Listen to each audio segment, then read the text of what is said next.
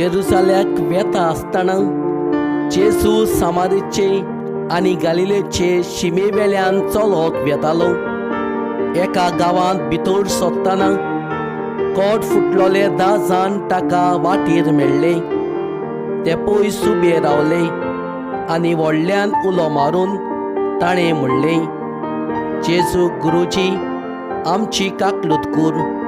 ताणें तांकां पळोवन म्हणलें, वचात आनी याज्ञिकाक तुमचें आंग दाखयात. आनी थंय वेता आसतना ते नितळ जाले.